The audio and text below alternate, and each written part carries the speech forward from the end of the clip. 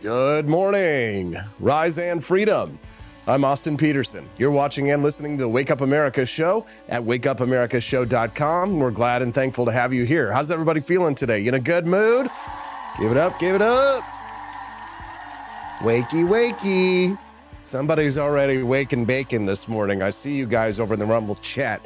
Sinners. How dare you? I'm just kidding. You guys don't want to end up sounding like this, do you? America is a nation that can be defined in a single word. I was going to put him. That's what happens when you take the pot just one time. It happened to me once, and now I'm gay. No, don't do the pot, kids. FBI, open up! Just kidding. We're all libertarians here, aren't we? Well, some of us are. I'm the only real libertarian. Let's get this show on the road. The only real libertarian who's in the VP running is Vivek Ramaswamy, except I don't know if he's actually in the VP running or if I'm just wanting to believe and confirm my biases, because all the rumors that I'm seeing about him being in the running are from accounts that have big followings, but I don't know if I can trust them. I want to believe, but we'll talk about that this morning at the top of the show, the VP pick. There's so much huge news going on, guys. I hope you'll forgive me.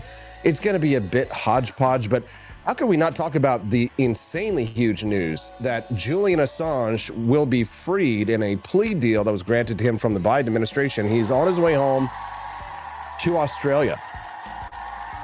It's great news. It's huge news. We got to talk about it. I'll probably ask Camelia, but we're definitely going to talk to Angela McArdle, the chair of the Libertarian National Committee, about that this morning at 8 a.m. Central, 8:30 a.m. Central Time. We're going to hear from Angela McArdle about that, as well as the other bit of bad news, which is that Infowars, Alex Jones's Infowars, it was announced yesterday, will be liquidated. So here's the thing. Are you guys following this? Sometimes there's slow news days, and then there's today, where everything is happening all at once, and we're going to try and track it all.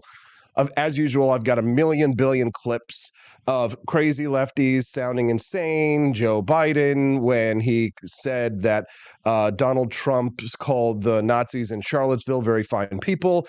Now it turns out that that has been debunked by Snopes, of all websites. You know, that leftist fake fact-checking website called Snopes.com. Well, they debunked the whole lie that Donald Trump called the Nazis at Charlottesville very fine people, which is interesting. It took them this many years to debunk that lie. But whenever I post something on Instagram, they immediately fact check and say, you didn't include the context. And the context is what Democrats think of your political opinions. And then they take it down and slap you on the wrist for 30 days and you're not allowed to use Meta. You know what I'm talking about, right? We all experience this. New rule.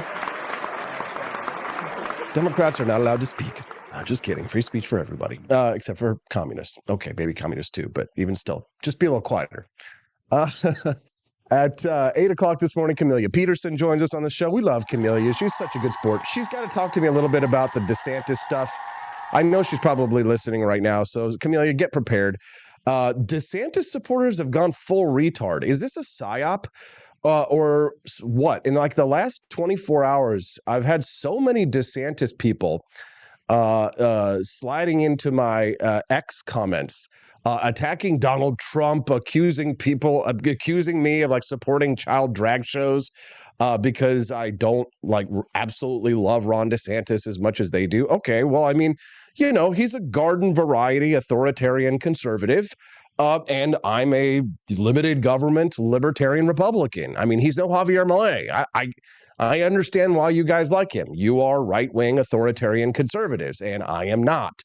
I am for less government. I am for limited government. You are for banning lab-grown meats. I get it. You're conspiratards, and you think that the lab-grown meat is going to put a worm in your brain that's going to allow Bill Gates to track you, but I'm not a conspiratard, okay? So I don't buy into that shit because I recognize that the reason Ron DeSantis did that is because he was doing a big giveaway to big corporations that donate to his campaign, the agriculture industry of Florida, okay? So don't make it out like you're some heroes or anything because you banned a new agricultural industry, okay? I don't support that authoritarian shit. You do. I don't. I'm not a conservative authoritarian. If you like that kind of stuff, that's not my game, okay? But I play a different game. I like limited government people. And I could understand simping for Ron DeSantis if he was some champion of limited government or something special or unique. But I mean, he's basically just white Marco Rubio, in my opinion.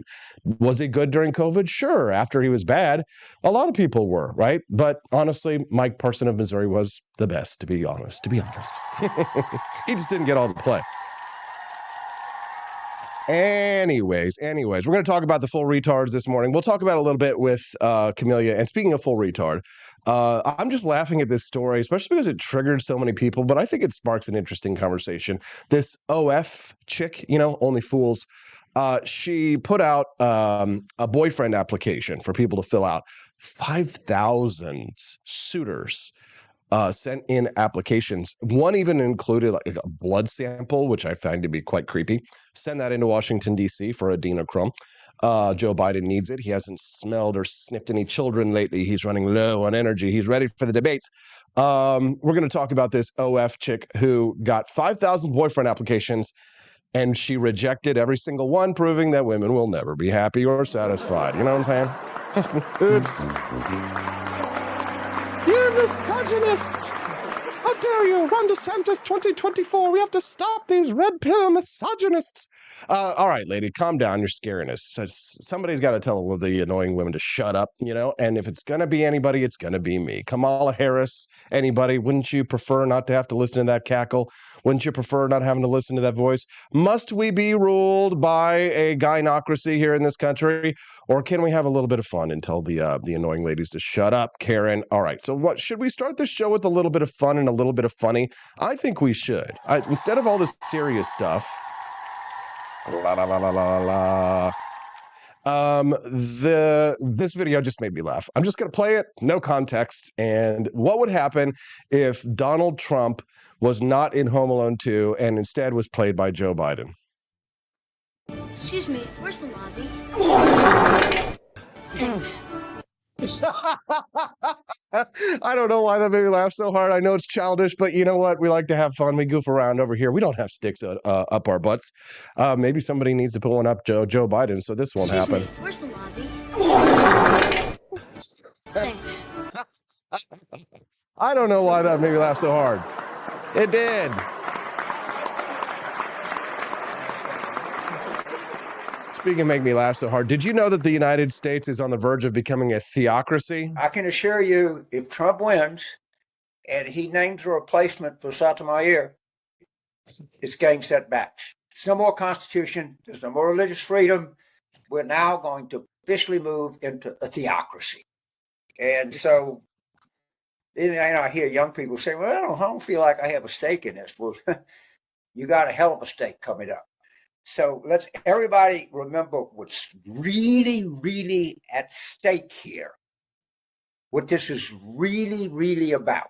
What is it really, really about, James about Carville? Imposing a theocracy on other people and the fools and tools that are being used for this opening salvo.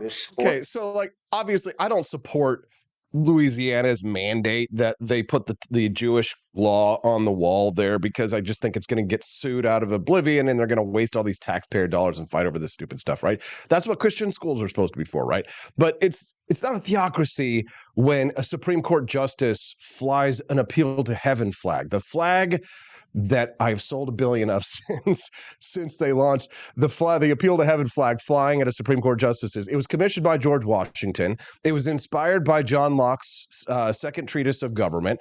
It's not a Christian theocracy flag. It has nothing to do with that. The United States is not going to be a theocracy because fewer and fewer people are becoming religious. If we're going to become a theocracy, it's not going to be Christianity. It's going to be Islam, because they're actually breeding at replacement levels. And have you been to Michigan lately? Have you seen Ilhan Omar and Rashida Tlaib? Have you been paying any attention to what's going on in this country in any sense? So if it's going to be a theocracy, it's going to come from the Democrats' camp. It's going to be the monster that you created and unleashed upon us with your immigration policies, Democrats. Am I right? Boy, am I coming in hot this morning? Woo-hoo! Woo!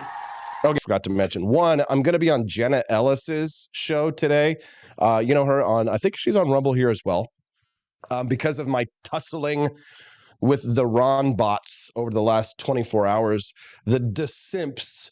I have gotten an invite to go on the Chief DeSantis supporters show. Jenna Ellis has invited me to be on today. I'm so scared right now. I'm so excited. I'm so excited. I'm so scared. No, not really. But I assume that they're going to just come after me because they're going to be like, all right, Kelly, shut up. When I wake up in the morning and the longest I don't want it, I don't think I'll ever make it on time. By the time I get my books and I give myself a look, I'm at the corner just in time to see the bus fly by. Anyways, I think it's at 10:30 a.m. Central Time or 10:40. Pretty sure. I'll be on Jenna Ellis's show talking about why Ron DeSantis supporters have gone full retard, except Jenna. I mean, Jenna is pretty cool, but and then another quick announcement before we move on to the VP stuff and Julian Assange. At 7:30 a.m. today, we're actually going to do something a little bit different. We're going to talk to a couple who started their own business in part because of a suggestion that I made to them a couple of years ago. I get to claim like a very, very tiny amount of credit. And I have recently started sort of doing some career counseling, if you will, to some of my friends and supporters who are really excited to see some of the big wins, the successes that I've had with my online merchandise store, apforlibertyshop.com. A bunch of people have been reaching out over the last couple of years saying, Austin, wow, your merchandise is amazing. I mean, how can I do this? The funny thing is that it's like a lot of things. If you lead a horse to water, you just can't make him drink. A lot of people I give advice to and they don't take it. And I think a lot of them regret it. But my guests at 7:30, he and his wife are going to join me on the show and talk about a little tip that they took for me and how it's just fundamentally transformed their lives. And you probably get a lot of like business pitches online from people who are like, follow my trial or anything like that. And here's my risk-free trial, et cetera, et cetera. But I don't have a course to sell yet. And I'm not doing anything other than just trying to get people out from underneath the corporate yoke like I am, to be your own boss. And is it hard? Sure. Yeah, absolutely. But there's something about having the freedom to be able to do and say as you like, to live your life as you see fit. I couldn't have taken my wife to Japan last year for a 2-week trip if I was still working on the radio and having to work for somebody else. They would have never given me that kind of time off altogether like that. I could have never done, just leave for a day to go do what I need to do or take 2 or 3 days off whenever I need to for whatever reason. So, I mean, there's obviously all the big benefits. There's pros and cons to running your own business. But this husband and wife team, I gave them a specific tip. They took it and they ran with it. And now they're doing something amazing. And honestly, I'd like to talk a little bit about entrepreneurism and why I think that the American dream is still alive, despite all the gloom and doom. Whenever you turn on most of the shows that you'll watch that are like live streams, if you're watching us on Rumble or X, most of the shows that you'll watch are very gloom and doom. America is dead. The Republic is dying. It has fallen. The West is over, right? That's all you hear. And that's very popular. And if I was a big grifter, I would definitely go for that message. I definitely would sell a lot more gold if I had that message. But I see the lights at the end of the tunnel. I see the silver linings in the clouds, and I'm going to tell you how to go and pick the silver linings out of the clouds. We're going to talk about starting your own business and what that means. Just not to like brag or anything, but I'm really excited about this new partnership that I have with Walton and Johnson, a legendary radio show out of the Gulf Coast region. Not only have we signed the contract, but as of yesterday, our friend Kenny Webster got everything set, and they announced that they are now having their merchandise hosted exclusively at apforlibertyshop.com, and the sales have already started rolling in. I am so excited. So excited. I'm about to lose my mind, and I think I like it. I'm having a blast. It's so much fun. I love being a businessman. I'm good at it. I love sales. I love that sound of that cha-ching that goes off when, every few hours we get a sale, and Stephanie and I are like, ooh, what did we sell? How much was it? It's so exciting.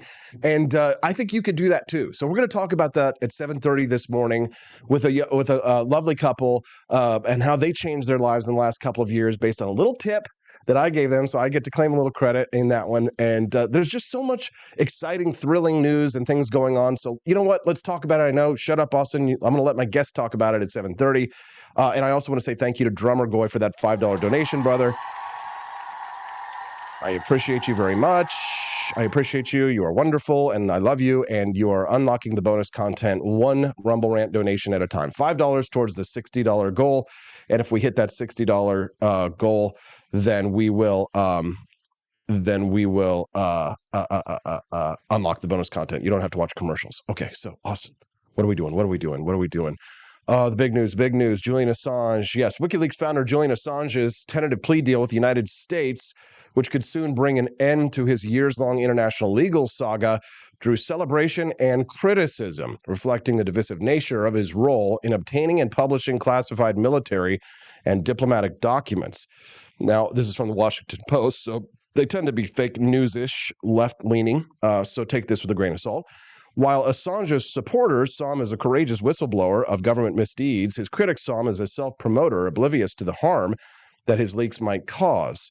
WikiLeaks' publication of the Afghan war logs, for example, was done with little vetting, they say, the Washington Post says, to obscure the names of Afghan civilians who had provided information to the U.S. military, an omission that dismayed human rights groups and U.S. national security officials. Now, to this day, Julian Assange has denied that they did not vet that information. The Washington Post claims that they did, but Julian Assange has denied it.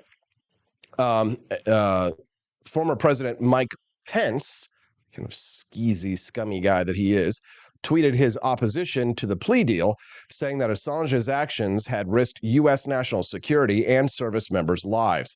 Julian Assange endangered the lives of our troops in a time of war and should have been prosecuted to the fullest extent of the law, Pence said. The Biden administration's plea deal with Assange is a miscarriage of justice and dishonors the service and sacrifice of the men and women of our armed forces and families. Boo this man. I actually helped facilitate the interview with Julian Assange back when I worked at Fox. We had him on Judge Ainer Napolitano's Freedom Watch, and I conducted a lot of research into the man, of course, and you can see him now. I'm pulling him up on the screen there. Here he is, boarding a plane after being released from prison. The latest update that I had seen was that he had just stopped in Bangkok for a stopover on his flight on his way back to Australia. So I haven't been able to read the terms of the plea deal just yet. We are going to speak more on this subject with Angela McCardle at 8:30 this morning. But let's not forget that it was this video that was handed to him by formerly known as Bradley Manning. That was the most horrific revelation of the from the Afghan and Iraq wars. Here we have journalists, which, by the way, this video was called Collateral Murder. It is my opinion that this was a mistake, not a murder, but something more like a manslaughter. And that's controversial even as someone who supports Julian Assange and believes that what he did was perfectly legitimate journalism. I still think that the American helicopter pilots who conducted this operation were doing so unwittingly. The problem was that the war in the first place.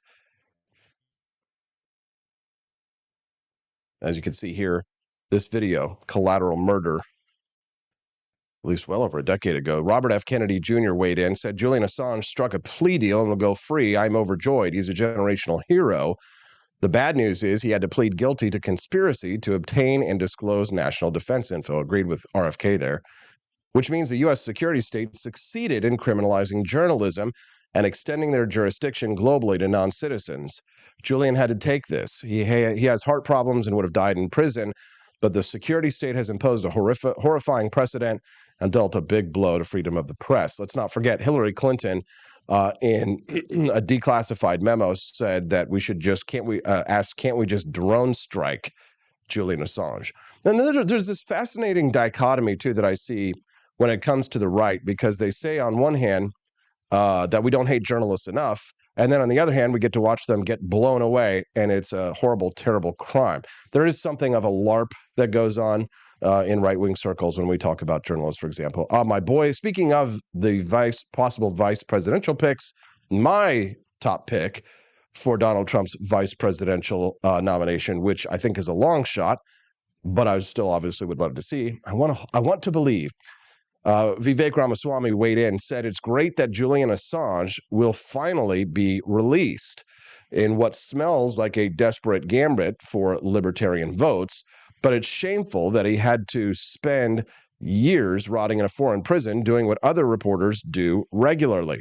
While the government employee who leaked it to him, Chelsea Manning, had her sentence commuted by Obama because she's a member of a favored political class, transgender. Julian Assange deserves a pardon, and it's long past overdue to restore one standard of law again in America. God bless Vivek Ramaswamy. So even if he's not VP, if he's press secretary, it'd be amazing. Can you imagine Vivek Ramaswamy debating with this woman? Of weeks is going to be the choice, Donald Trump's choice for vice presidential running mate. Who do you think it's going to be? Because this is the person you'll face off against in a debate, I guess. Oh, yes, definitely. I don't know who he's going to pick. I try to spend not too much time thinking about how he thinks. Yeah. But dude, he would destroy her. Vivek would eat her for lunch. So my Rumble app keeps closing, so I can't see your comments, but keep them coming. Listen, I think it's clear there's a litmus test, and he is going to pick someone who will be more loyal to him than to their country. Mm-hmm.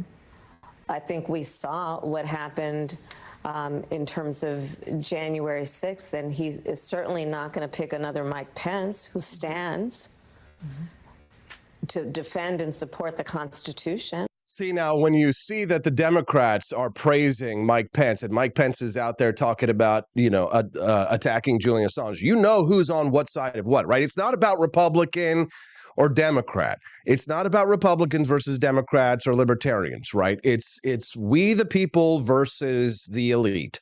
It's we the people versus Kamala Harris and Mike Pence and Mitt Romney and Joe Biden. It's them versus us. It's not some deal of, oh, rah, rah, rah. But, it's a uniparty. This is the uniparty right here.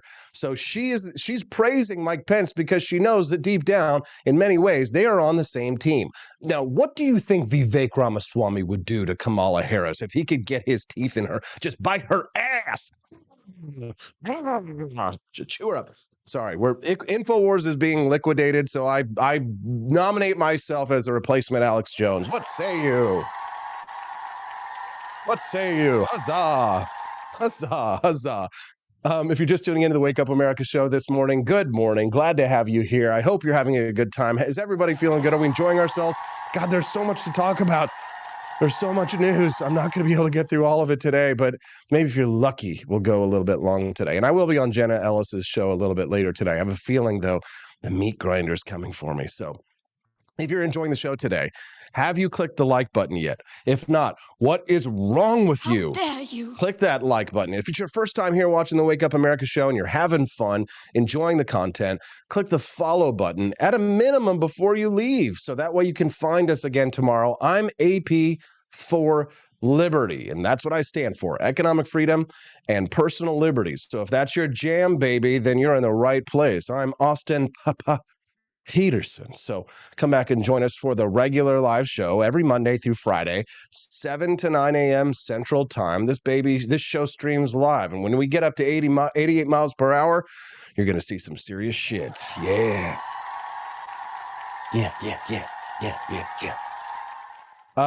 Jenna is nice, but she'll try something to throw you, says Ken Milligan. Oh, no. Oh, God. Oh, no. No, God, please, no. Yeah, no, please, no, please, no. What else have we got? God, it's already 7:25. You know what that means? Okay, so here's the deal. I'm looking at the donations so far. We have raised $5 towards the $60 goal. Boo. That means commercials, okay? But here's the thing. If you want to get rid of the commercials and watch my awesome mini documentary, the theme of the documentaries this week is the lesser known wars that made America what it is today. Then I'd say head over to apforlibertyshop.com. We've got these beautiful swimsuits that Stephanie and I actually both designed. I take a little bit of an interest in the female form. If you go to apforlibertyshop.com, you can see our amazing swimsuits that we've made. And I think we sold both of these yesterday. And I know some people are not all about the bikinis, but I really like this patriotic popsicle one-piece swimsuits. So why don't you head over there, ladies or gentlemen, and for your lady, get yourself a beautiful one-piece swimsuit. Did I design this one? Oh no, Stephanie designed the patriotic popsicle swimsuit, but I designed the USA patriotic pink one-piece swimsuit, and it's got all these cute little USA logos all over it. So head on over to apforlibertyshop.com. That's AP, the number 4, apforlibertyshop.com. Get yourself something real nice, and if we raise at least $60 in sales or in Rumble Rant donations, and you guys get to watch the documentary instead of commercials. Don't leave during the commercial break. I'm going to go get some guests. They're going to talk to us about how Austin Peterson made them rich beyond their wildest dreams. Well, maybe that was a bit of an exaggeration, but not by much. We'll be right back on the Wake Up America show at wakeupAmericaShow.com.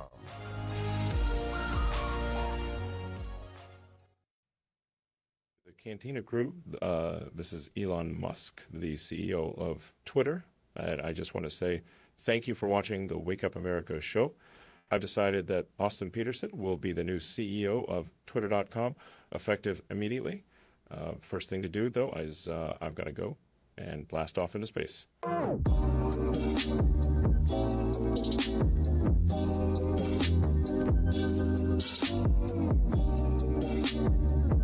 If there wasn't going to be somebody who was a fiery champion of liberty, somebody who would get out there and who would be aggressive, and if they wouldn't do it with more fire or passion than I had, then I would go and I would fight this battle for us. I've fought for the principles that we all share. Parties tend to be secondary to me. We're here because we believe in the principles of liberty. I am not a perfect messenger, but I think I'm a damn good one.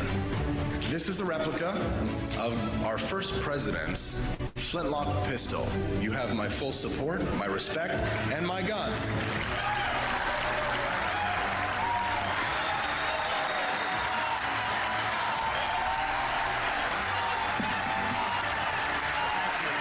I think that at the heart of my philosophy is much more libertarianism than well, that's the fashionable word these days, I guess. A conservative is no longer just that. He's a libertarian and always has been.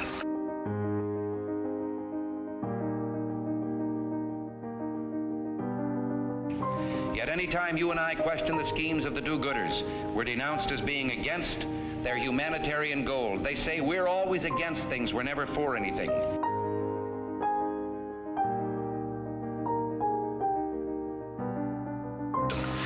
What is fascism? Fascism is private ownership, private enterprise, but total government control and regulation.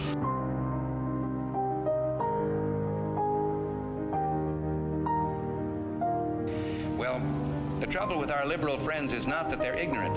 It's just that they know so much that isn't so.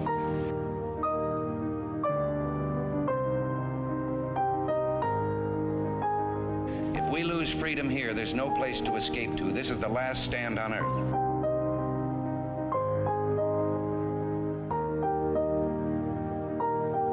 This is the issue of this election. Whether we believe in our capacity for self-government or whether we abandon the American Revolution and confess that a little intellectual elite in a far distant capital can plan our lives for us better than we can plan them ourselves.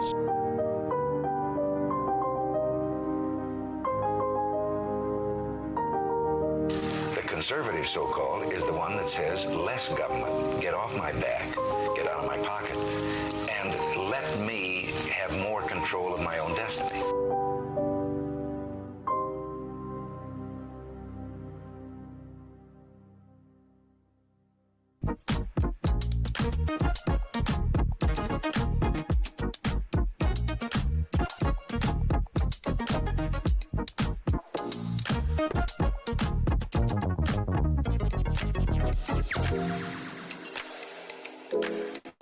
happen if I had to pick up the phone, call 911 for one of my family members or one of my neighbors? What would I do if no one was on the other end to respond?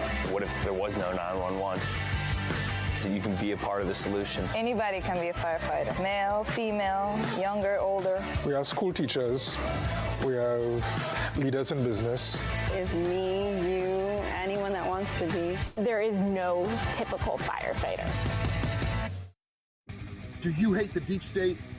Do you reject the Antichrist in all his ways? Do you believe that aliens controlled LBJ to assassinate John F. Kennedy? Did you know that the shot can put chemicals in you that will make you more sensitive to 5G?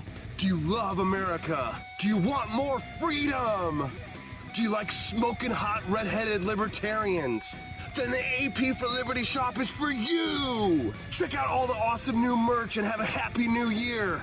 Fight the deep state, reject the Antichrist!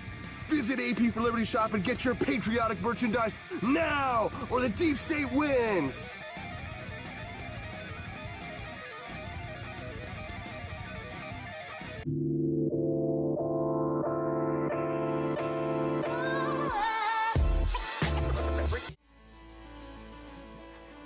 Welcome back to the Wake Up America show with Austin Peterson. I'm your host, AP. Glad to have you here. Hope you're enjoying the show so far. If you were watching that commercial break and saying to yourself, well, that's no fun. I don't want to watch commercials on a live stream. You don't have to. You can watch our awesome little libertarian mini documentary that I've got all cooked up and waiting for you in the wings. I can play that for you instead of commercials. You just have to unlock it.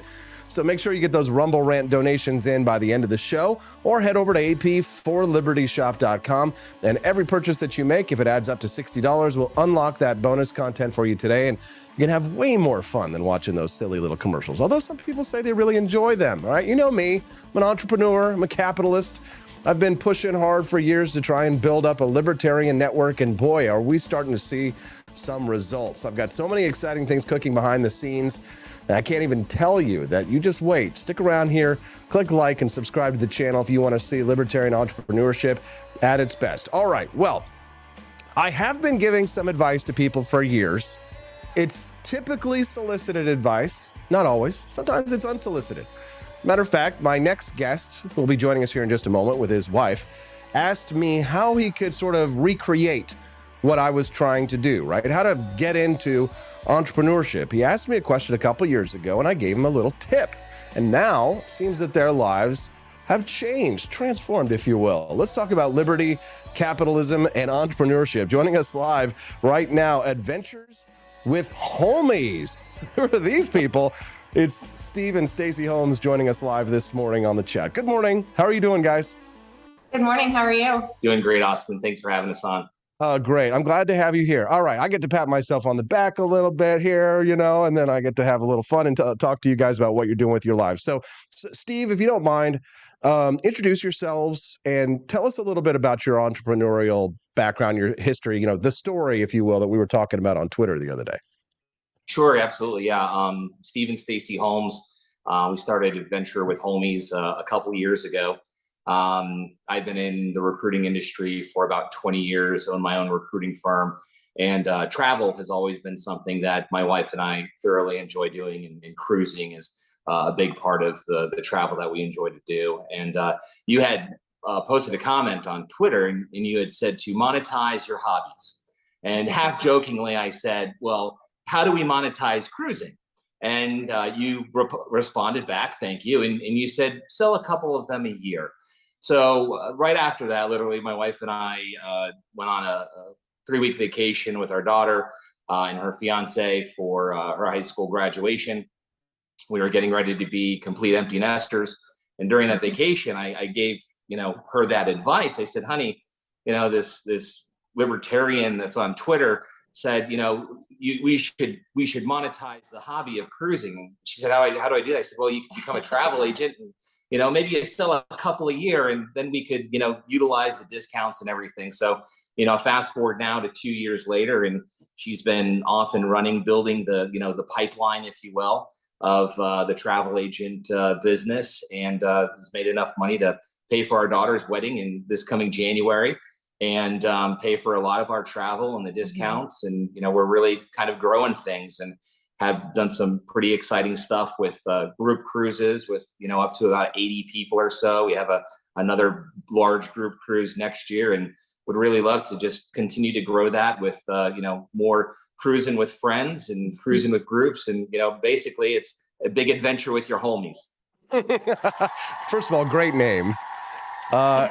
And second of all, congratulations. And third of all, let me just say that you guys did all the work, obviously. That little tip helped, but you guys, you definitely owe yourselves a huge pat on the back. I love hearing this story, and I love that I got to play just a tiny part in it.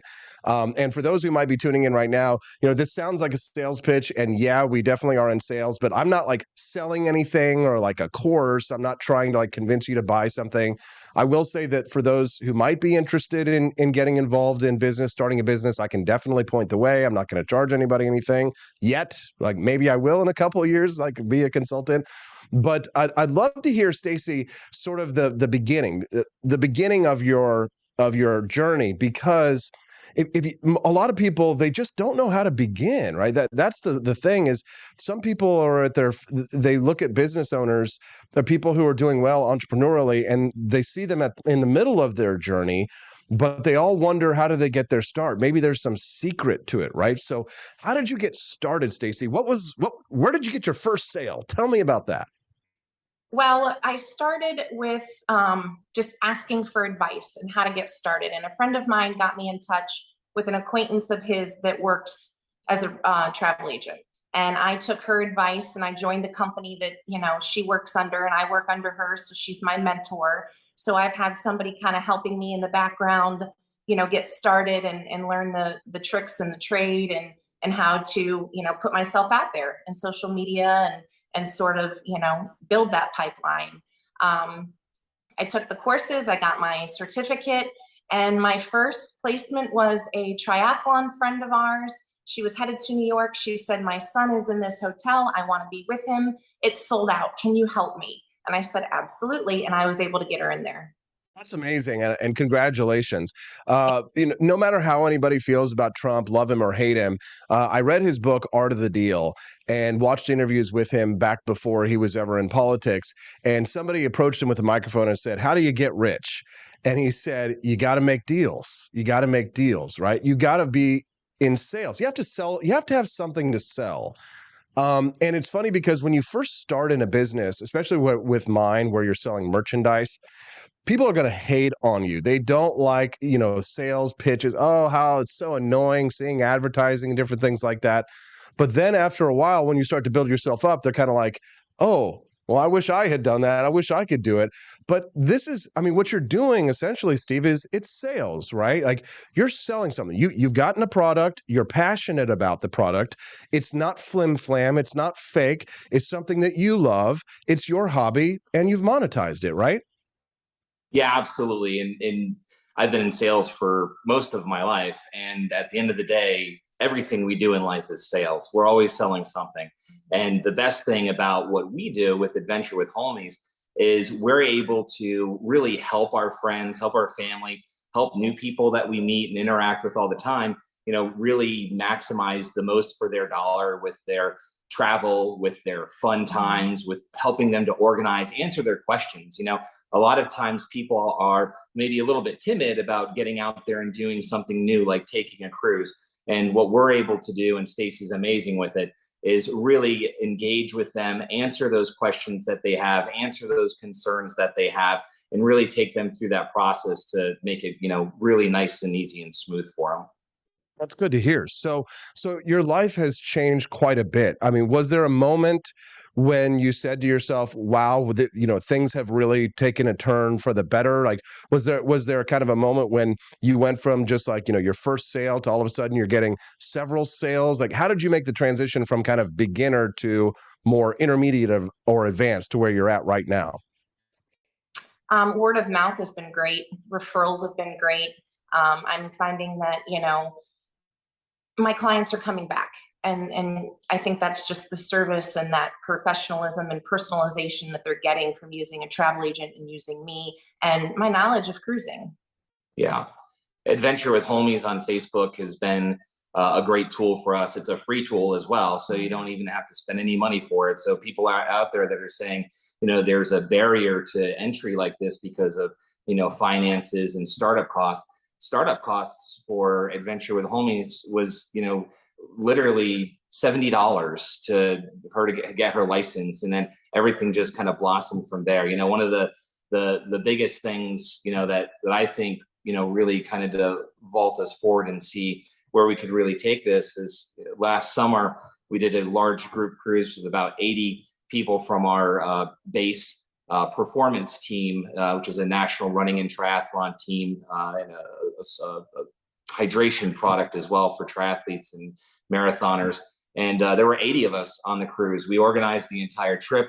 We organized excursions in every single port that we went to with private vendors, and really customized the entire experience for everybody. And everyone just raved about it so much. We have another one that's planned for next year. We already have as many people booked on that one as we did the first one, and we still have a year to go before we sail on it. So we'd love to really, piggyback on that success, get more of those group cruisings together for, any kind of groups that might be out there. I don't know a whole lot about the travel industry. I think that a lot of people thought maybe the travel industry was dead, or there really isn't a benefit to working with a travel agent. Maybe you can tell us a little bit more. Are there still benefits to working with travel agents? What's the industry like? Cruising is selling out very, very quickly. The ships are sailing full. I'm having difficulty getting some clients on ships that they want to be on their dates. It's busy. It really is busy. And the advantages go a long way.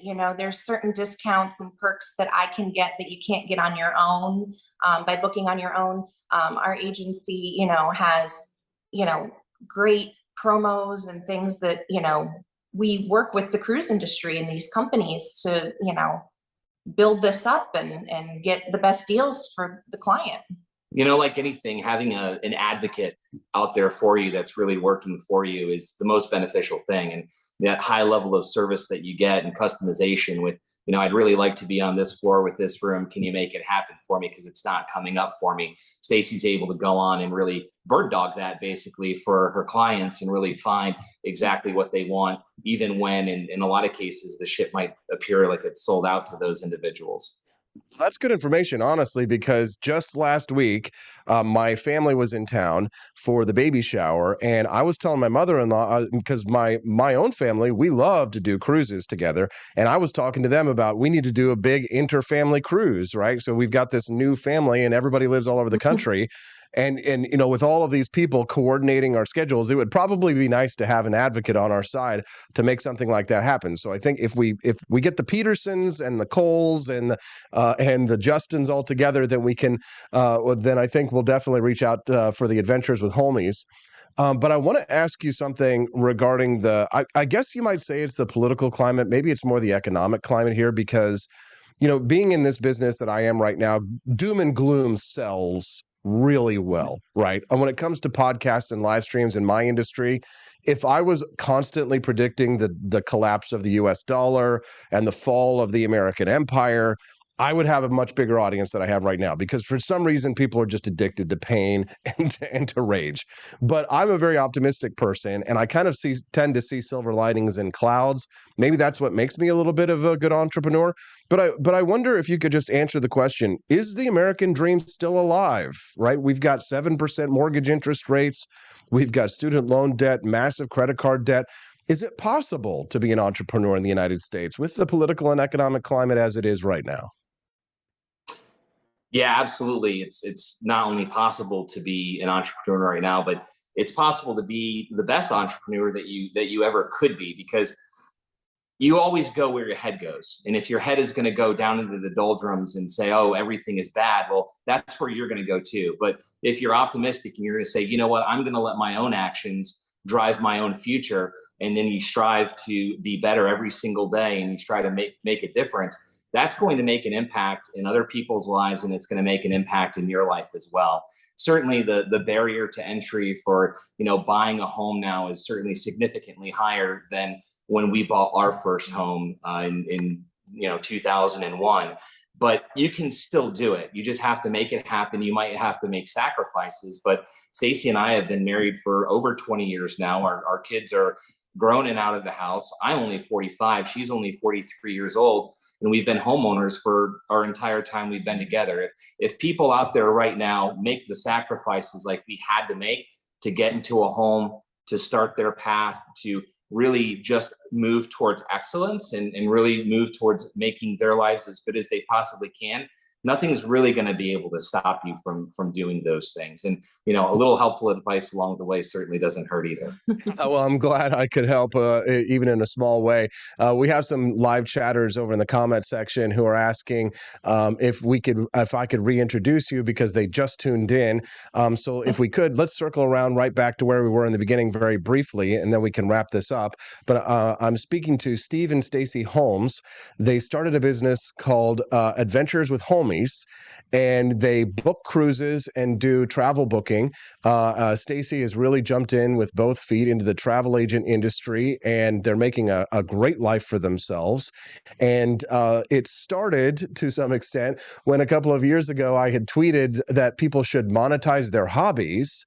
And that was when I was 3D printing little Buddhas in my garage, and he took it to heart. Steve took it to heart, and they decided to monetize their love of cruising.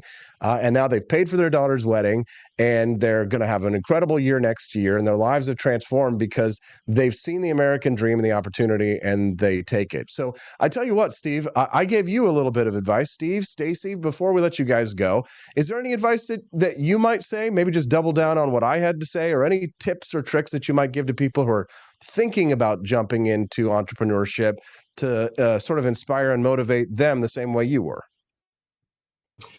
I'd say have fun. First and foremost, if you can't have fun doing it, it's just not really truly worth doing. You know, first off, have fun, and then figure out how you can really start to make money at it. And that's kind of what we did. You know, we started out from a fun point of view, from making it enjoyable for us, and then figuring out how to, make money at it. And, we certainly, if we had dove in heavier, we probably would be making more money at it than we are now.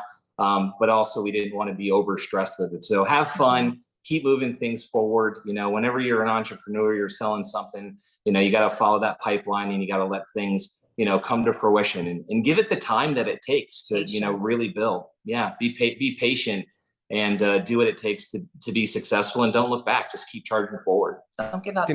Congratulations, guys. It was so thrilling to see your success story the other day when you reached out to me, because sometimes you get people throw poo when I'm talking about, hey, you should, people should get out there, monetize your hobbies. And people are like, it's impossible. Or they're like, well, you had all these followers online, and that's the only reason you were able to do it, blah, blah, blah. And it's like, it was nice to see someone who was like, yes, it can be done, and I did it. And so it's just not only a validation, obviously, personally, but I just love seeing people happy and doing what they love and building a better life for themselves. Because, I talk a big game about freedom and liberty, and yes, a lot of that is liberty from politicians and from Washington, D.C. and official oppression. But being poor can be very oppressive as well. And the real freedom of economic freedom and economic liberty of being able to make your own decisions for yourselves, to vacation when you want a vacation. I mean, those are the kinds of freedoms not a lot of people get. So you took the step forward, you made it happen. Tell us more about where we can reach out to you if we want to book a cruise with the Adventures with Homies team. I have a Facebook page, Adventure with Homies. You can find me on Facebook. All my information is there, my website, my email, my phone number, my contact information. Adventures with Homies, and that's Holmies. Yes. Yeah, it's adventure with no S. Adventure with Homies. Adventure with Homies. All right. Well, you guys are obviously killing it out there. Congratulations. We'll definitely check back on you. And should my family decide to do a big cruise, we know exactly who we're going to call. Steve, Stacey, thank you for your time today. Y'all have a wonderful day. Thanks, Austin. You love to see it. Let's give him a round of applause. That was just something a little different, We talk about politics all the time, but when I saw Steve talking about the other day how successful his business has been, and I've been trying to get a little bit into coaching to help people get their own businesses started. So many people have reached out to me and said, Austin, how are you pulling this off? What are you doing to make this happen? I've just basically been giving away advice for free, telling people what they need to do, how to start an LLC, how to design your own products, how to find your own products, how to set up your own shop, how to do things. And the homies, the adventure with homies, they obviously they didn't start a shop. They went out and got into the travel industry. So your results may differ. You may find yourself saying, well, I want to do something in an industry that I particularly enjoy, right? When I thought about the travel industry or cruising, I thought it would just be a situation where you work out kind of an affiliate situation where it's like, if you give somebody a link, and then they buy a cruise through your link, then you get a commission off of that. And certainly that might be how their business model works. I'm not entirely certain. But that's another legitimate form of revenue. And the thing is that the way that I've structured my business now, the podcast, the Wake Up America show, and with the merchandise shop, I also write a couple of columns a week and I monetize my social media, is that I set myself up so that if one point of failure were to occur, let's say Rumble decides not to monetize me anymore for whatever reason, then if Rumble goes away, I've still got my weekly columns with Human Events. If Human Events goes away, I still have my weekly columns with Cliff Maloney and Remzo Martinez's Amp America. If that goes away, then I've got this or that. I've got all these revenue streams I've set up for myself so that I can be cancel proof. Because let's be honest, people who believe what I believe and people who say the things that I say and people who are as opinionated as I am and willing to speak up for what we believe, I've got a target on my back. And, you may not be in this situation. Maybe you're the type of person who's more than happy to sit down and shut up in your corporation's diversity, equity, and inclusion standards meeting. You're the type of person that when the environmental, social, and governance standards meeting comes around, you're going to sit down and take it. The struggle session comes, the girl boss sits down and tells you why you're racist for being white, and you have to listen to a 2 or 3 hour seminar about why you're a piece of trash because you're a white male oppressor, and you shouldn't speak to women in the workplace, and you should always defer to anyone who is of a minority descent, and if a man in a dress appears in your workplace, you can't, if you dare snicker, you will lose your job. We will destroy you. We will write a press release, send it out to the mainstream media, and destroy your life overnight. So if that's the life that you plan to live, that you are going to put up with that, and you have no interest in fighting back or refusing to go along with DEI and ESG standards, then you're going to need some backup plans. You're going to need to think about starting your own business. You're going to need to think about being an entrepreneur. Or you know what? If you're just like a lot of people and you're tired of taking your boss's shit, Can I get an amen? Can I get an amen? I'll get an amen. The Wake Up America show is brought to you in part by viewers and listeners just like you. We are $5 towards the $60 goal of our mini documentary today. What have I done wrong? What have I done to wrong you? I would be curious to hear your thoughts today. You can send a text at 573-319-1586. Again, the text lines are open. I'd love to hear your success stories at 573-319-1586. Again, one more time, 573-319-1586. I love seeing the comments over there on rumble.com. Don't forget to get those Rumble Rant donations in. All right. So because the Rumble Rant donations are so tiny and small, we're going to do the commercials. Sorry. Camelia Peterson joins us live in 5. DeSantis supporters going full retard. What's wrong with them? We'll talk about that. And an OF girl who took 5,000 boyfriend applications and rejected them all on the Wake Up America show at wakeupAmericaShow.com. Expanse of time, a year might seem like a mere moment, but oh, what a year it's been. In September 2022, Austin and Stephanie Peterson embarked on a journey to wake up America. They began humbly, with just 20 souls tuning in, learning, listening, and though challenges arose, like the looming shadow of YouTube demonetization, their spirit never waned. And now, thanks to you, thousands rise with the sun to join them, to listen, to engage, to be a part of a community. So here's to you. and to wake up America. For memories shared, for friends made, for the journey ahead, and for never, ever forgetting to rise and freedom. Happy anniversary. I'm Donald Trump, and I approve this message. Believe me, Austin Peterson is the best. He's got the greatest Wake Up America show I've ever seen. Whenever I tune in the mornings and watch the live stream, let me tell you, he has got the absolute best content. I love his guests. It's just a total blast to watch, and I highly endorse and recommend the Wake Up America show. It's terrific, believe me. Is the outdoor of your home about as exciting as a library? Then spice it up and unbore your space with our custom metal signs. Crafted with love and a bit of libertarian magic, you can customize your own metal sign at ap4libertyshop.com. So head to ap4libertyshop.com, customize your own metal sign today.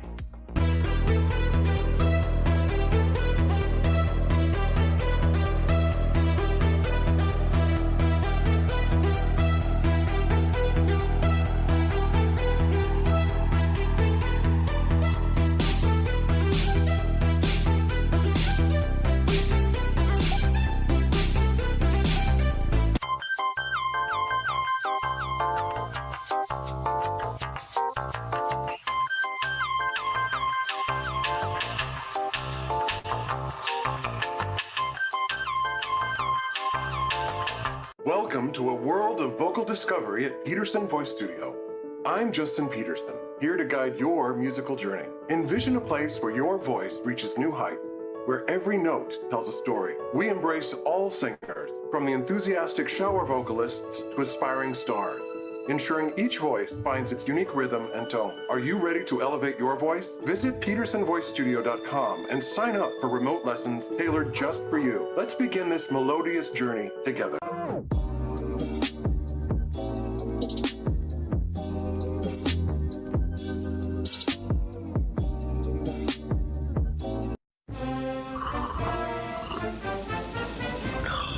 Tired of spending your hard-earned money on woke corporations that don't share your pro-freedom values? Fed up with sipping liberal lattes and progressive cappuccinos? Introducing Founding Flavors from AP for Liberty Shop. Get your day started with Washington's Revolutionary Roast. As robust and principled as the man himself, this blend is the shot of energy heard round the world. Or maybe you want to taste the fervor of freedom with Adams's Patriotic Perk. It's as dynamic and balanced as the U.S. Constitution, sure to awaken your spirit of liberty. For the aficionados, we've got the Jeffersonian Java, a complex mix of flavors that speaks volumes about your refined tastes. And don't forget Betsy's Liberty Lullaby, our decaf option, crafted with the same care and dedication Betsy Ross put into our Star-Spangled Banner. This blend lets you enjoy the taste of freedom anytime without losing sleep. No woke beans here, folks. Just pure, patriotic, pro-freedom flavors brewed with love for liberty. So why compromise your principles for a cup of coffee?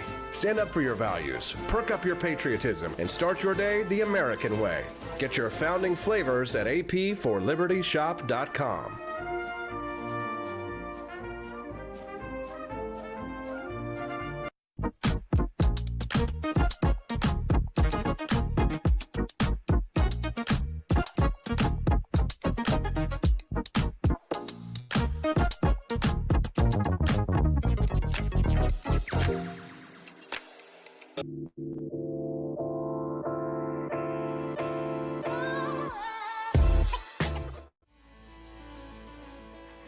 Another day, another PSYOP. Good morning. Welcome to the Wake Up America show. I'm your host, Austin Peterson. We're glad and thankful to have you here. So much huge news going on in the world and so many incredible guests. So little time, only 2 hours here on the Wake Up America show, and it's already flown by the first hour.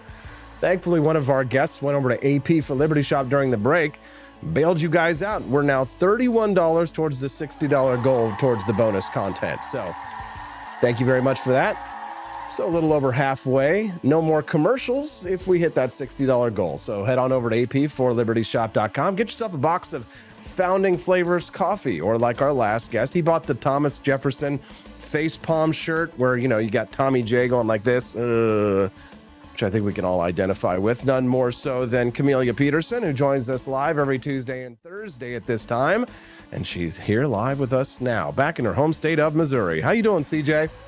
Good morning. I'm well. Happy Tuesday. Happy Tuesday. You know, I don't think I've ever asked you. What does the J stand for? In CJ. in CJ. Oh, Jane. But no ordinary Jane is Jayne. Oh God, that strikes me as a very Gwyneth Paltrow kind of spelling to me, right? I don't know. This is also like Jane Mansfield's how Jane Mansfield spelled her name. So anyway, yes. no, it's all my dad's fault because my dad actually named me. Oh, okay. Well, we'll forgive you. I do like Camellia Jane, though. That is pretty.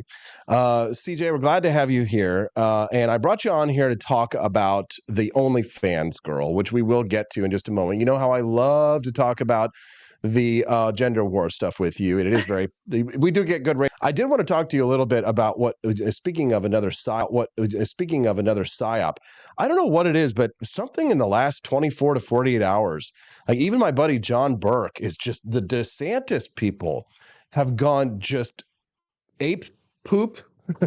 Let's say they've gone a little wild the last 48 hours. I think this started because I had posted something about a rumor that Vivek Ramaswamy might be the VP, and then all these weird like anonymous DeSantis stan accounts were like, simp. They're like, Vivek, he's a grifter. It makes sense. Oh, so disappointed in you, Austin. And it's kind of like all these weirdos just started coming out of the woodwork and stuff. It's even our friend Carl Bearden here in Missouri has kind of like, I don't know, gone a little tarded when it comes to the DeSantis thing. What's wrong with these people? I was trying to figure out what triggered it, because it seems odd timing. I mean, the only significant thing that's happening is the debate is this week. So I don't know, maybe there's little angst or regret going on with that, since this is kind of like the debate is kind of like it makes it all real, so to speak, right? You know, they're going to get the two on the same stage, and so maybe it's just I don't know, maybe it's hitting home now. But it is odd because it's not, I mean, not that people do things because it's productive to do things, but it's not productive to do that right now, right? I mean, the goal should be, no matter where you are on things, the goal should be to get the Biden administration out of power, because we just cannot sustain another 4 years of that.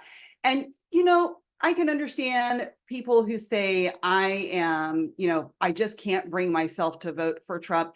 If they are now, depending on their setting, I do think that you have to be strategic about it. But if you're in Missouri and you're like, I just can't hack, voting for Trump, or if you're in Florida or whatever, then okay, you've got the leeway to do that. Your vote is not going to make or break the state and whether it goes for Trump. Well, but here's the thing. Here's what I'm pulling this up on the screen right now. And you're going to disappear for like 2 seconds. Sorry about that. Hold on just one moment. Transfer, for God's sakes, where is it? There we go. Yes, so Camellia should be in the bottom right hand corner of the screen, but for some reason things messed up. Come get your man's con here. Oh, so here's what Conservative in America posted. He said, I'm not voting for Trump or Biden right now, but let me be clear. If he picks this pile of shit as VP, he's talking about Vivek, I am voting for Biden out of spite because Vivek is a full-blown con man. Gee, Chris, okay. Voting for Biden because of Vivek Ramaswamy? Why are these people so triggered by Vivek? I don't get it. Vivek is amazing. So not to pull from my leftist title, this right now, but the first thing that popped into my head when I read that tweet was, well, that's probably a little racist, because I think that some of those things like that, I honestly think that there's probably some racism behind those things. Those what do you mean? Really? I just think, I do. And I don't know. This seems to have come up more lately. And I am not one to think that, that there's this big racist element on the right. But over the last year, I don't know. I think it's reared its ugly head. And I do think that there has been some latent racism, on the right. You're talking about like the Ann Coulter stuff where she's like, I would never vote for an Indian person for president ever. Sure. Actually, I didn't recall seeing that from Ann Coulter, but I'm just saying, like, I even see it, not just at the national level and not just online, but it is there. It's kind of, in some places it's more of an undercurrent, but it is there. And I think that, we need to be squashing that. And I think that we see it too. I mean, like with all of the stuff about Israel, I mean, I think that's probably revealed it more than anything else, but I don't think it's limited to Jews. So I don't know. I think do I think that the same thing exists on the left? I don't think this is ideological necessarily, right? I think that it exists, across the board, and it just manifests itself in different ways. But, I don't doubt at all that there's an element of that to them. And and don't get me wrong, like everybody's calm down. Like, I don't think that everybody who dislikes Vivek is racist. Okay. Right. Well, but this guy, I'm going to pull it up on the screen again. Here's what I'm seeing. Honestly, Vivek would be the perfect VP choice for Trump, he says. He's nothingness and everything in the human form. God, what a weirdo. He's an avatar for anything you want him to be. He's capable of making any crowd believe he's on their side. Christian conservatives, he's Hindu. Libertarians, he's a pump and dump pharma bro. MAGA, he hated Trump and never voted until 5 minutes ago. Like Kamala's favorite empty calorie slogan of what can be unburdened by what has been. Vivek is unburdened by any laws of political gravity, yada, yada, yada, yada, yada. They had to mention he's Hindu. I mean, this sounds like Trump. This sounds like Trump broke them. This sounds like it sounds like these DeSantis people are like a mix of Liz Cheney and Joy Behar. Yeah. So I think too that there are just a lot of people right now that just want something to be angry about. They want something to be outraged about, and they want a target for that anger. And Vivek has, become a prominent target because he has been successful. And yes, has he in the past said some things that maybe he contradicts now, but is that a bad thing? Since when do we, when do we denigrate people for changing their minds on an issue? I mean, it's we excuse all kinds of politicians that we like for, seeing the light and changing their minds. But if you change your mind, or if you study yourself into a belief or an opinion that that your friends or people that know you don't agree with, all of a sudden, you were a really smart person before, but now, maybe you've been deceived, or maybe you're just not quite as smart as you were. People are like, it's like conservatives, like obviously they're paying attention to no one but their own weird inner circles. But I mean, the conservatives don't seem to understand why someone like myself would prefer Vivek Ramaswamy to Ron DeSantis. I mean, let's be real, Camelia. Ron DeSantis is a garden variety authoritarian conservative. He's white Marco Rubio. He's not Javier Milei. He's not Thomas Massey. Even though Thomas Massey endorsed him, it doesn't matter. It's not the same thing. If it was Thomas Massey, that would be different. If it had been Thomas Massey running for president against Trump, Thomas Massey would have had my support. But Ron DeSantis was like great value Donald Trump. He tried to be Donald Trump. And, the belief of Ron DeSantis is that government is about punishing your enemies. It's not about principles. There's no limited government rhetoric there. With Vivek, we actually hear limited government principles. We actually talk about how we're going to limit government. With Ron DeSantis, he picked a fight with Disney, and then in order to win his battle with Disney, he increased the size of government. Sure. And the thing is the irony is that was why so many people liked DeSantis, is because he was Trump, but with nicer words, right? And I would think probably in some ways DeSantis is more ideologically principled than Trump actually is. But DeSantis definitely, has that kind of conservative authoritarian streak. And, when you talk about, at first he did lock things down in Florida. He changed on that pretty quickly. And then when he forged ahead and he saw the light, he was great during COVID, in Florida. And so I think that is why, people look to him as kind of that beacon of hope for somebody that stood up to the tyranny. But in that standing up to the tyranny, he also has been exercising some tyranny. Right. And so, yeah, there have been, several things that I have had issues with DeSantis. Would I have liked to have seen him do well and be the presidential candidate at the time? Yes, although in hindsight, I'm not sure anymore because he seemed so out of his element during that campaign. I mean, remember his video whenever he announced that he was withdrawing? Like, he looked visibly normal. relieved. He looked normal again. Yes, and he was himself again. Like, and after that, totally different person. Yes. So for whatever the reason was behind that, maybe it wasn't a good thing for him to run for president.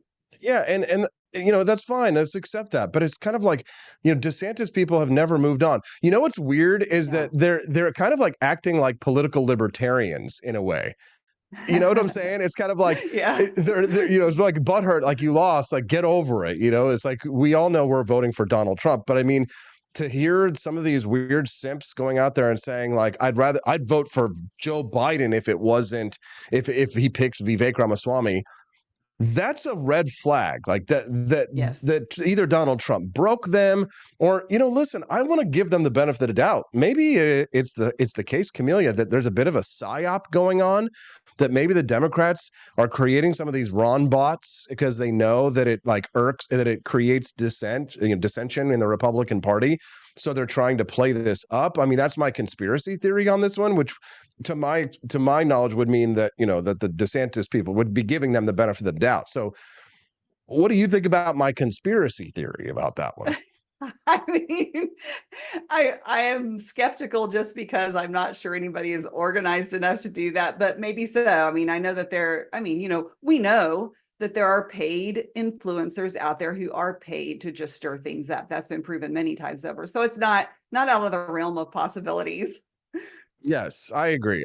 All right. So I've beaten it up enough on the southern the people with the alligators in their profiles. I'll do that again later on Twitter. You ready to talk about the fun stuff, Camelia? I've got you for another 7 minutes, it looks like. You ready? Here we go. I think I'm going to be able to pull this up on the screen now and you'll still be there. Yes, here we go. Okay. So here we have this Dutch influencer and only Vera Dijkmans, a Dutch influencer and OnlyFans star, posted a viral boyfriend application to her 5.5 million Instagram followers, resulting in applicants by 5,000 single men, whom were all rejected. Vera, currently residing in London, shared a TikTok video of an old-school dating app for prospective suitors, including yes or no questions, covering work, relationship history, as well as quirky references like Avatar, The Last Airbender. Despite over 5,000 responses, Vera only found 3 suitable candidates but failed to connect with any. She remains single but doesn't regret her unique dating experiment, valuing upfront honesty about her needs. The influencer encountered some strange applications, including one offering a blood sample. She remains picky, unwilling to compromise, and optimistic about finding Mr. Right. Okay, so Dutch influencer Vera Dijkmans. She's an OF star. She posted a viral boyfriend application to her 5.5 million Instagram followers.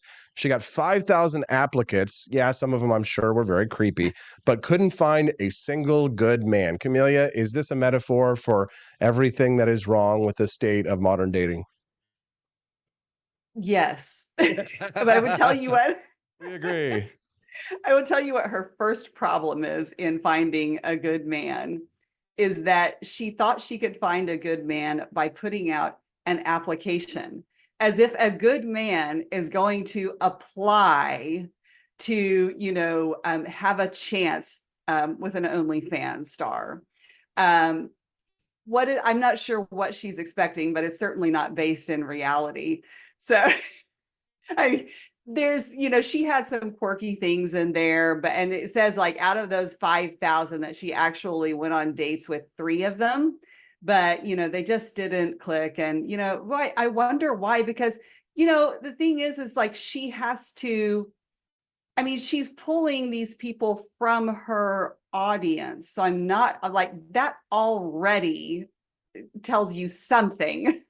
So I'm not really sure what she expected. But do you kind of see where I would go with this? If you were me and you were going to run this segment, what would you be saying? What would you think I would say about something like this? What do you think I'm thinking right now, Camelia? Oh, I think that you would be saying that this is more of women who want to have their cake and eat it too, and have all of their expectations met. Well, here's the thing. Number one, don't ever be throw in beta orbiters. Yes, beta orbiters. Don't ever be a simp. Like, first of all, like if you filled out the application itself, that was the test, right? You eliminated yourself by actually doing what she asked you to do. And this is why I tell men you should never, ever, ever show any interest in women whatsoever if you want to be attractive to women, because there's nothing a woman dislikes more than a man who shows interest in her. Is that correct? I mean, I think that there is such a thing as too much, right? That's the problem, is there's too much. But if there's like not at all, then no. Well, at some point down the line, you're going to have to display some interest, perhaps. But really, the best way that I had found, unfortunately, and trust me, I hated it.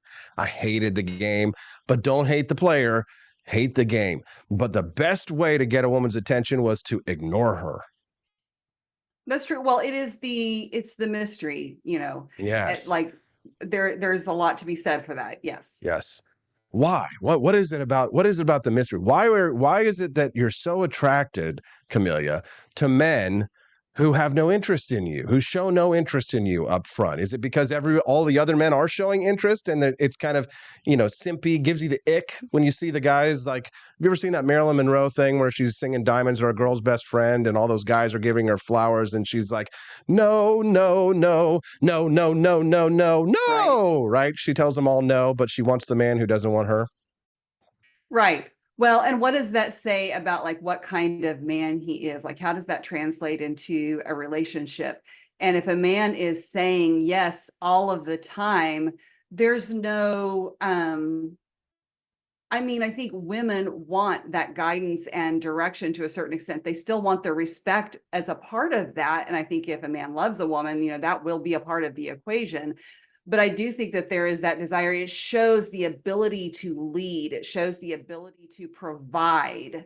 And, because it is not good for a relationship if the man is a woman pleaser to the extent that, every answer is yes, because that often, that will also lead to behaviors that can be unethical or immoral because he's doing things that he shouldn't do in an effort to please her. Like there is a very negative downside to that. So that can come out of that. Should the man lead in the relationship, Camellia? Yes. Does that mean that the woman then is behind him?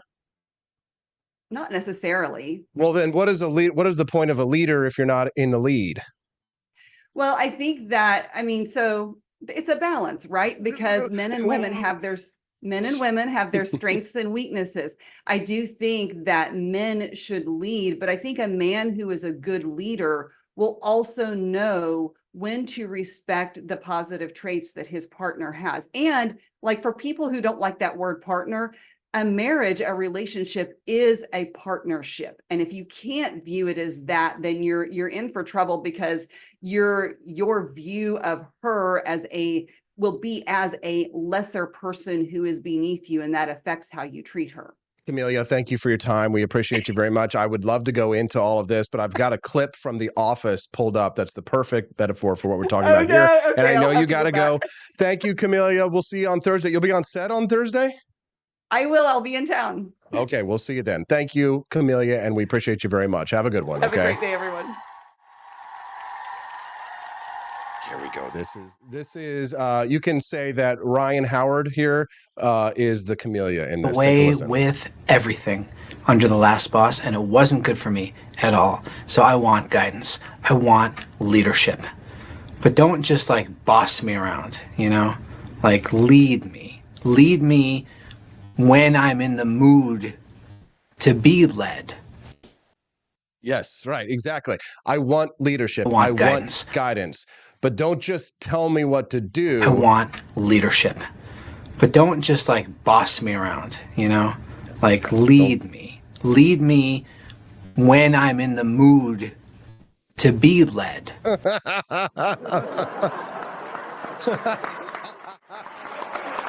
Oh my God. Oh my God, the Wake Up America show is having so much fun this morning. How's everybody doing out there? You guys in a good mood yet? Woo! We're having so much fun. Doing all this and tweeting at the same time. Listeners are texting in at 573-319-1586. That's 573-319-1586. One of our listeners texted in this morning, said, AP would be willing to be on the guest on the show or do a late recording to discuss my thoughts on DeSantis. I'm just concerned about Trump having the wrong people in his ear. Yes, I can completely understand that. Don't think I'm going to have time to have another guest on the show, but please, text me your thoughts in the chat, either in the chat or probably, text me those thoughts where you're texting me right now, and I will read your thoughts on air. I'd love to hear them. So the reason why I don't like to open up the phone lines is because we get a bunch of like lefty weirdos. So send us a text at 573-319-1586. Again, that's 573-319-1586. That's the text lines, and we'd be grateful and glad to have your support. So speaking of support, Angela McArdle is going to be coming on here in a little bit less than 10 minutes. Let's take a look at where we're at with the rants. 5s, 10, 12 plus 25s is 20, so 12 plus, but just trying to, hard to do all this stuff at once. Plus we are at $37. Wow, we're getting there. Okay, 37 towards the $60 goal. If you'd like to support the Wake Up America show and see today's bonus content, our mini documentary about a lesser-known war that helped to shape the American Republic, then get those Rumble Rant donations in at Rumble Rants, or head over to ap4libertyshop.com. That's AP, the number 4, ap4libertyshop.com. Every once in a while, I like to check in on the YouTube audience. The only reason I don't spend a lot of time over there is because, well, yes, the audience is a lot smaller, but maybe it's because I don't spend time over there, but also because I got demonetized last year. So let's just double check. Let's see. What are you guys saying and doing over there? What's up with Ron DeHakiken? I have no idea. East Coast Toasty Boy over there on YouTube. Trump won.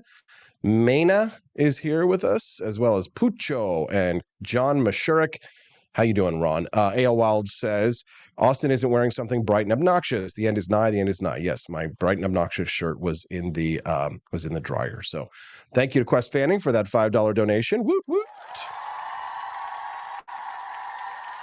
$42 towards the $60 goal. So once we hit $60, you guys get to watch the documentary. And I would highly recommend you do it now because Angela McArdle is going to be joining us live here in about 10 minutes. And rather than going to a commercial break, I think you guys would much rather watch the mini documentary than doing that. Quest Fanning says MGTOW, men going their own way, makes way more sense for 3/4 of men than their miserable kowtowing existence. Don't settle, men.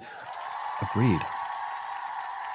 If I hadn't met Steffi, and if there hadn't been Steffi out there, I'd still be a single man because I was happy while I was single. And I had, it wasn't like I couldn't date. That was not the problem.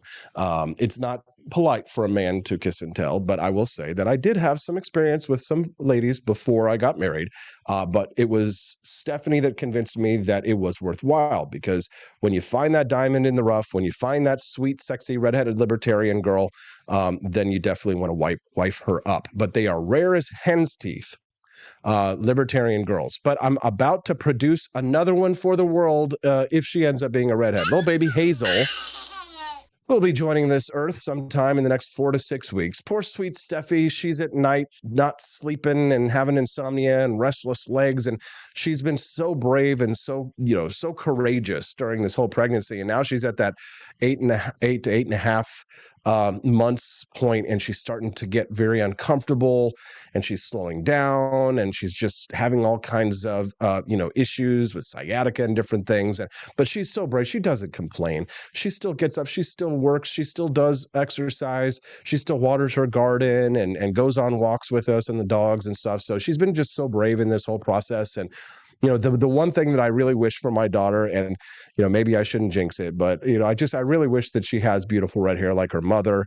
And yes, I understand it's a recessive gene and that the chances of that are low, but there is a chance because I do have a blood relative cousin who does have red hair.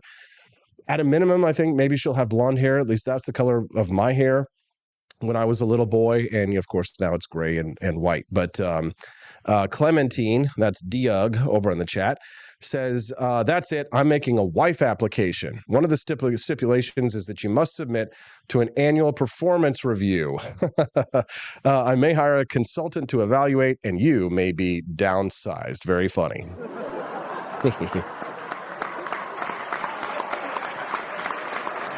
Cecilia in there with the pregnancy pillows. Courtney Conover says, women who aren't perfect looking are generally more mature, have better personalities, cook clean, and respect their men. Very true, very true. If you want to be happy for the rest of your life, never make a pretty woman your wife. Christopher Baker did a super chat on YouTube. What's up, dude? How you doing, Christopher Baker? Thank you. And he said that Chase Oliver was in New Hampshire on Friday to do paperwork for ballot access there. This is why he wasn't on Culture War with Tim Pool. Well, thank you for correcting the record, Christopher Baker.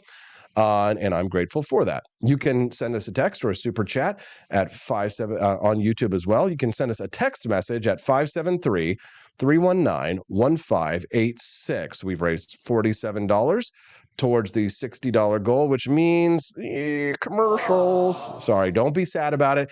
We've got to hit that $60 goal. If you do it in the next if you do it during the commercial break, I will switch the commercials over to the mini documentary. So all we've got to do is raise $13 more, and then we hit the $60 goal, and you can watch the mini documentary instead of the commercials. So if you'd like to see them, get those Rumble rants or YouTube super chats in, guys, during the commercial break, and then I'll flip it over to the mini documentary if we do hit that $13, or visit apforlibertyshop.com. Let's talk about Julian Assange being freed. Let's talk about Infowars being liquidated. Let's talk about Chase Oliver with the chair of the Libertarian National Committee, Angela McArdle, when we get back on the Wake Up America show at wakeupamericashow.com. Want an engaging website to boost your business? You're just a click away from 5-star Fiverr talent. Hundreds of freelancer skills like web design. Head to Fiverr.com today and get something started. American conservatism is distinct, like America is distinct from the United Kingdom. American conservatism's roots comes out of the Wild West, out of pioneerism. The difference between American conservatives and European conservatives is that Americans are cowboys. We are that God, guns, gold, and girls. It's wild here, and we should stay that way. We shouldn't allow a European version of conservatism to come and infect us here. We like it wide open spaces here, deep in the heart of Texas and all that.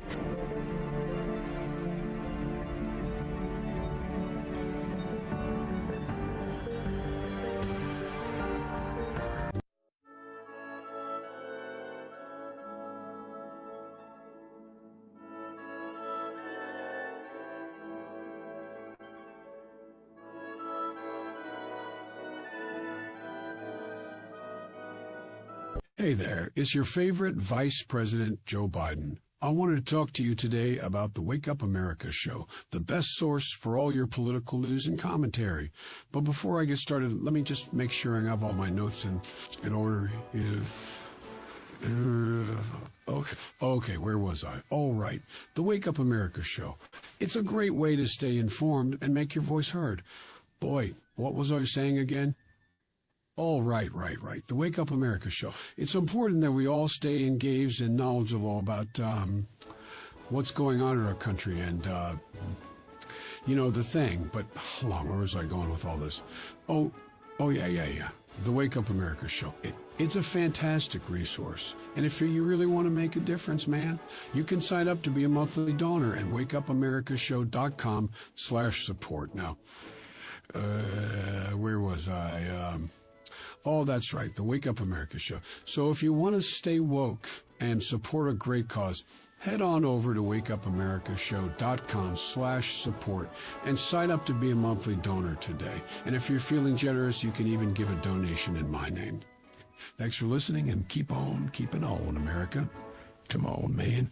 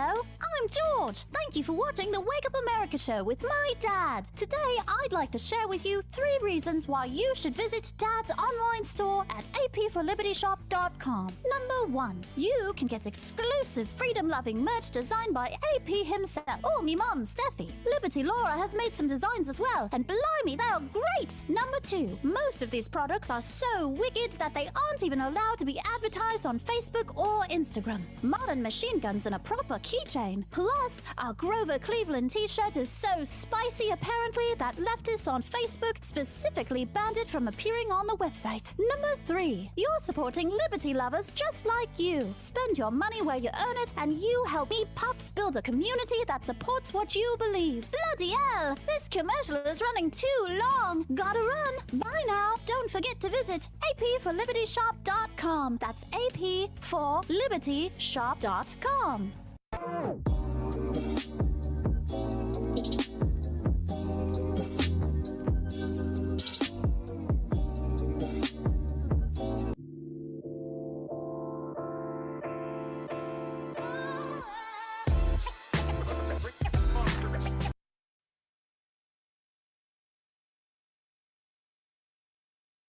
That has ever existed. It has led to nearly every war that we've had, certainly the wars by democracies, all the big wars that you can name, at least in the post-World War II period, and to a degree even in World War II, were built up, their populations were mobilized on the back of lies, from the Gulf of Tonkin incident to the Iraq War to the Gulf War. So the average death count per journalist, I did a calculation for US journalists recently, is something like 130 kills per journalist as a result of them not treating their function seriously, or claim societal function seriously, which is to provide the truth, and instead spreading propaganda and lies of the major power establishments in the countries that they're in that has ever existed. It has led to nearly every lies, damn lies, and journalism. Joining us live to discuss the release of Julian Assange is the woman who may have made it happen in a small way. Angela McArdle joining us live. She is the chair of the Libertarian National Committee. Good morning, Angela, and welcome back to the show. Good morning. It's a great morning. You must be very excited, Angela. I absolutely am. I'm super excited to see Julian Assange walking around on an airplane, praying that he is safe as he heads over to the United States. Excellent. I have to say thank you to Daily Libertarian. He just donated $10 and put us over the top for our bonus content. We will play that after this show, and I will ask Angela the question regarding Chase Oliver a little bit later. We do have to hit the big breaking news right now, which is that Joe Biden has offered a plea deal to Julian Assange of WikiLeaks. In return for him pleading guilty, Julian Assange will go free and be able to return to his home of Australia. Is he really in the clear, though, Angela? There seems to be a little bit of murkiness around that. I mean, it's not the U.S. government isn't the only government after him, you know? Sure. I think he is. He hasn't had an official pardon. So, I mean, whether or not he's safe, I think is a different, an entirely different question. But he's out of prison. And I think that he's clear of that. I do worry about his personal safety, though. When I mentioned earlier that you may have played a small part in it, you've got this whole overarching strategy this year of holding Trump to his principles and to his promises about releasing Ross Ulbricht. He didn't say that he would do for Julian Assange necessarily what Joe Biden has done, but Vivek Ramaswamy actually tweeted something interesting. He said that he thinks that Biden is making a play for libertarian votes as well. Mm-hmm. Do you think there might be some truth to that? Oh, I'm 100% confident there is. The Trump team has, they've reached out, they've been professional, they've been willing to work with us. The Biden team would rather, reach out indirectly and say things like, well, the Libertarian Party seems to be in chaos. Do you think if we do X, Y, and Z, we can get their votes? Very different tactic, but they're definitely interested in picking up as much of the swing vote as possible. So talk to us about the dynamics then of this. I mean, it appears as if, Libertarian Party votes are in play for both of the major party candidates. They seem, because of the status of the party and what Joe Jorgensen got in 2020, there's a very real push for these major party candidates to try and woo your voters. Oh, 100% they are. So, with Julian Assange, I think we played a small part. I know that Gabriel Shipton, his brother, has been working really hard. People in the Australian government have been applying pressure. Thomas Massey had a House resolution. We were all set to press that next month from the Libertarian Party and do a call-in campaign. So that's really good news. We'll be looking for something else to push instead of that House resolution. But then there's also the LP. And people have been trying to court our vote, a lot of important people. And I think that the Biden administration, regardless of what Biden's mental state is, the people around him who are pushing to have a Democrat in a position of power, they recognize how significant our voting bloc is, and they want it. They may be treating us a little bit differently than the Trump team, but they still want the same results.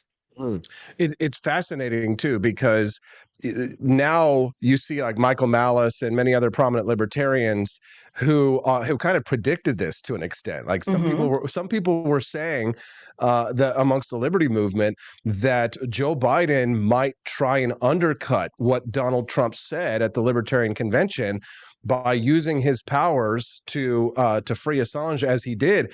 I mean, frankly, what are you going to do if Joe Biden ends up pardoning Ross Ulbricht? We'll push for Snowden. I've got a long list. There's other political prisoners. There's a January 6 people. We'll just keep going right down the list till we get as many people free as possible. Well, do you think, though, that libertarian votes are in play for Joe Biden, though? Well, yeah, I think they are. And it's not necessarily like my type of libertarian, but there's still a lot of people out there who are a little bit more centrist-y, a little more blue-pilled, but they still have the right take on things like Julian Assange. We don't agree on everything, but they know that they know what political prisoners are, and they know Assange should never have been locked up. And I think Biden's going to go after their votes. I mean, look, there's a lot of people who have defected from the LP who hate me. I'm pretty sure most of them still want Assange free. Now, Chase Oliver, he is very good on that issue, right? He's on board with pardoning Ross Ulbricht and with Snowden, but it seems as if in terms of issues that the major party candidates, and then you've got Robert F. Kennedy Jr., everybody's trying to grab the rug and pull it from underneath the feet of the Libertarian Party this year. In many ways, it's a good thing, but from an actual electoral outcome, you've said many times on this show, you think it could be disastrous from an electoral standpoint. Well, I mean, disastrous is quite a strong word.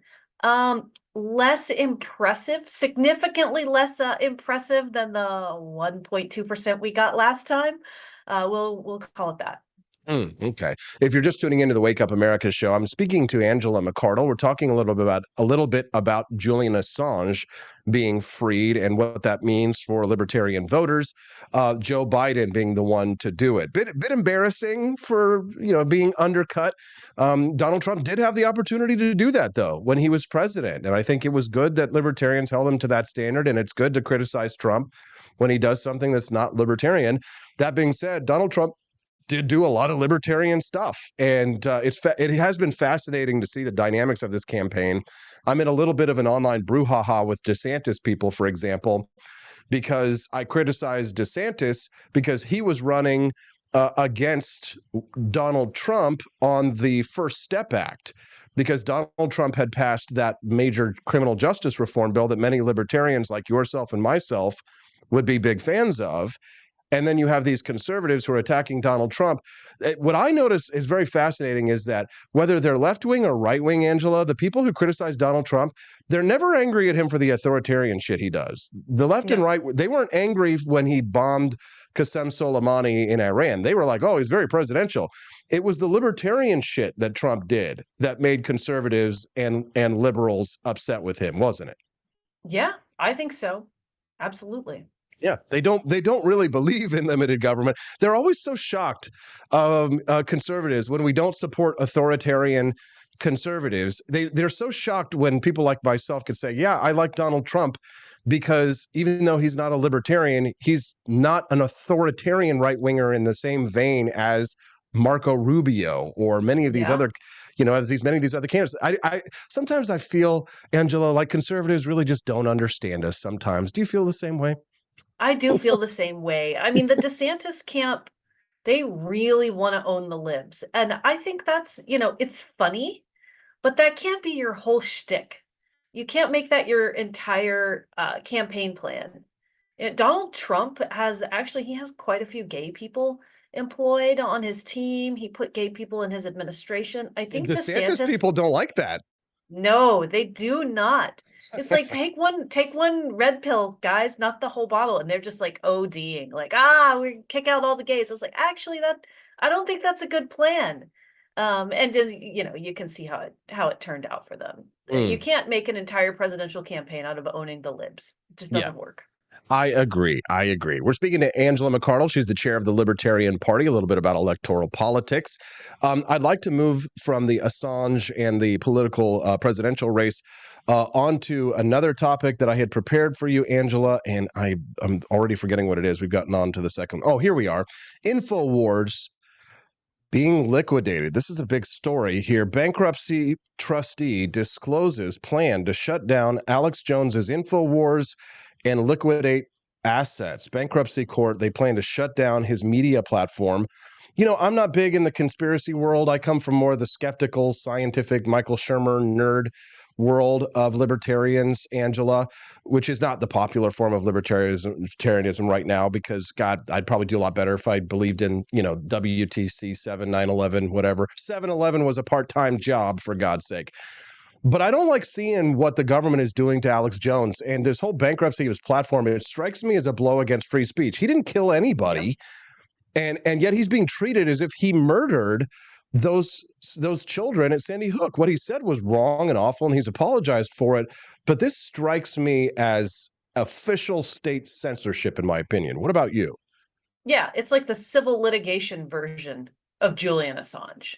They are going to throw the book at him in a very creative way.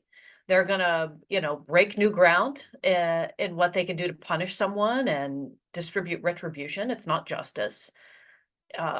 It's really disturbing. A lot of people just dislike Alex Jones at this point, and they're like, well, we don't care just because he's super gross, Well, we're all Alex Jones. You've all at one point in your life said something that, was not that great. And it lived in infamy on the internet, and people screen cap it and send it to you. And this is like that times, $1 billion, because they want $1 billion from him. It's completely unprecedented. I've worked in civil litigation for a long time. I've never seen anything like this. And people should be freaked out, and they should be rallying behind him. And, I also wonder, what are they really going to do to keep Alex Jones off the air? Is he not allowed to stream from his bedroom on a computer? Is he not allowed to use his cell phone? Can he be the guy that sits in his car and streams on his phone? What happens when he immediately starts to rebuild, or if people want to donate to him? Are they going to just continue, or just forever? Are they going to come after him forever? Maybe. And I think that's the part that's really frightening. No, I find it quite disturbing, and I'm somebody who kind of tussled with Alex Jones in the past, but I always stood up for his right to free speech, and I thought it was wrong to cancel him or suppress him online, and I celebrated when they brought him back on social media. I have seen some of his supporters, like Prison Planet, Infowars, people out there saying that, they don't care about the big studio. They don't care about all of those, right. All of the expensive cameras and lights. They just want to hear what Alex Jones has to say. And I think, yes, that is, that he should continue to stream his views if he wants to in smaller venues. But Angela, you and I, we're both accomplished professionals. It's not just, that kind of a massive blow to your ego to take you and put you in that kind of situation. Nobody wants to do it that way, because yes, it is very important to broadcast your message, but they're sort of stripping away his manhood, and there's something to be said for that. And I find that to be quite degrading. Yeah, they want to degrade and humiliate him. This is like a humiliation ritual. It's really disgusting behavior. The right is always at a disadvantage. So are libertarians, because we are not willing to engage in these sort of unsavory tactics. So it makes it more challenging to outmaneuver these kinds of people. So, Angela, what do you think? Where does this end for Infowars? I mean, it's the end for Infowars officially, but I mean, do you think Alex Jones goes on, starts something else? I mean, you're a lawyer. What are his legal options here? I'm not technically a lawyer. I'm a paralegal on that. Paralegal. But I mean, there's a lot of options he can pursue. But the challenge is, finding something that is a good fit for him that he feels isn't like you said gonna feel humiliating or emasculating. I hope that he continues. He also employs a lot of really good people. I've been over to the Infowars studio. They're really great guys. Those people are going to need new jobs too, which I think is really crappy. So I hope that they can band together and figure something out. I think they do have a lot of opportunities, but it's really going to depend on, what message they want to send. Yeah, for sure. Boy, Angela, there's so much huge news happening out there that, I don't want to miss the story of your presidential candidate. And Chase Oliver is running for office, although he's not popping up on the radar. And I follow a lot of right-wing accounts. I don't really see or hear much from the campaign. I do see that they have gone to some pride rallies, and it is Pride Month, and certainly I support gay rights, but it feels like Chase isn't really in it. I'm not saying in it to win it, because I think you and I know what we're facing here. But it does sort of feel as if Chase has kind of disappeared off of the radar. What does he need to do to sort of get out there and get into the fight? Well, going on Timcast probably would have helped, but I think right now they're focused on a couple of key ballot access fights, trying to get on the ballot in Alabama, in Kentucky, in New Mexico, New Hampshire.